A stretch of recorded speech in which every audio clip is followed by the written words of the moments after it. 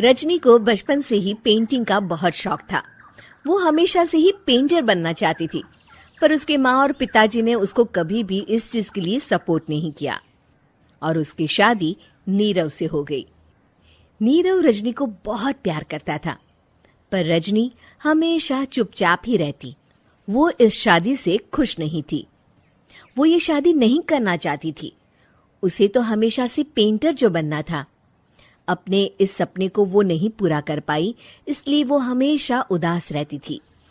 रजनी, बहुत ही बढ़िया फिल्म लगी है, कल देखने चले? नहीं जी, कल मुझे बहुत काम है, मैं नहीं जा पाऊंगी। अच्छा तो कोई बात नहीं, संडे को चलते हैं। देखिए, मुझे फिल्म देखना पसंद नहीं है। आपको जाना है तो चले जाइए।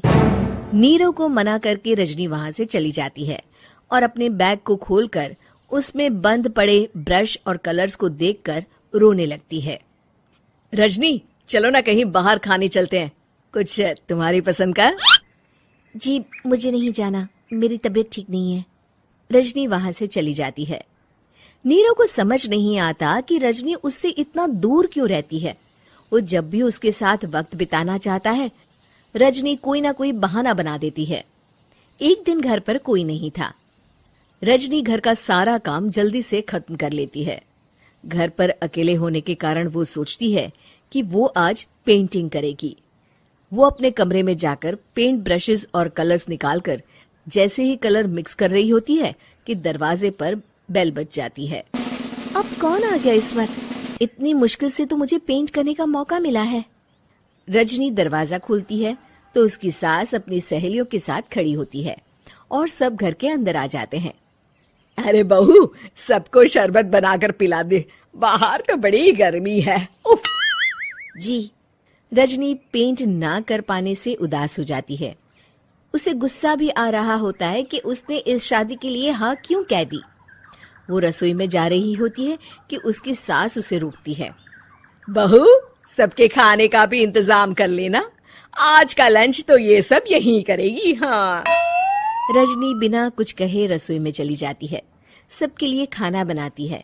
सब खाना खाते हैं और रजनी घड़ी देखती है कि ये सब कब जाएंगे ताकि वो अपनी पेंटिंग कर सके। जब शाम होती है तब सब चले जाते हैं अपने घर। अरे बहू, सब तेरे खाने की तो बहुत तारीफ कर रहे थे, सबको बहुत अच्छा लगा खाना। आपको मुझे सुबह बताना चाहिए था ना कि आपकी सहेलियां आ रही हैं। पता भी है कितना वक्त लगा सारा खाना बनाने में। अरे बहू, तू ऐसे कैसे बात कर रही है मुझसे? तो और कैसे बात करूं? मैं इस घर की कोई नौकरानी नहीं हूं कि इतना काम करूंगी। रजनी अपने कमरे में जाकर दरवाजा बंद कर लेती है। शाम को जब नीरव आता है तो उसकी माँ उसे पूरी घटना के बारे में बताती है। क्या रजनी ने आपसे इस तरह बात की माँ? हाँ, और पता नहीं उसे क्या हो गया है, शाम से बाहर भी नहीं आई है। मैंने तो कई बार आवाज दी, खाना भी नहीं खाया उसने। तू ही बात करके देख ले बेटा। नीरव अपने कमरे का दरवाजा खटखटाता है। रजनी, दरवाजा खोलो, मैं हूं। रजनी दरवाजा खोलती है और फिर वापस जाकर अपने बिस्तर पर लेट जाती है। रजनी, माँ से बात करने का ये क्या तरीका है? मैंने कोई गलत बात नहीं की है। अरे तुम क्यों ऐसे बर्ताव कर रही हो सबके साथ? क्या तुम इस शादी से खुश नहीं हो?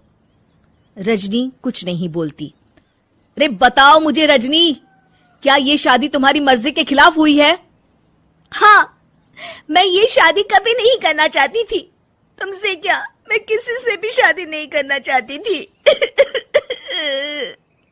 रजनी रोने लगती है। चुप हो जाओ रजनी, बताओ मुझे, तुम क्यों नहीं करना चाहती थी शादी? रजनी बेड के नीचे से अपने पेंटिंग्स, कलर्स, ब्रश, पेपर्स निकालती है। इतने में उसकी सास भी कमरे में आ जाती है। ये देख रहे हो, ये थे मेरे सपने। मैं पेंटर बनना चाहती थी, पर माँ पापा ने कभी सपोर्ट नहीं किया और मेरी शादी करवा दी। मेरे सारे सपने टूट गए। हर वक्त बस गुस्सा आता रहता है मुझे। मैं जानती हूँ कि आप लोगों की इसमें कोई गलती नहीं है, पर मैं क्या करूं, मुझे समझ में नहीं आता।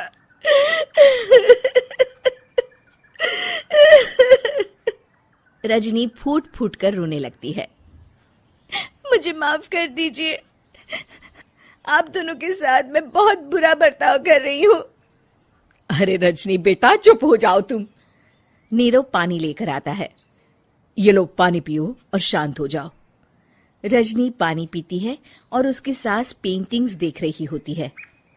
अरे नीरव, हमें तो पता ही नहीं था कि हमारी बहू कलाकार है। अरे कितनी अच्छी पेंटिंग्स बनाई है, देखो तो। ये वाली तो मैं अपने कमरे में ले जाऊंगी।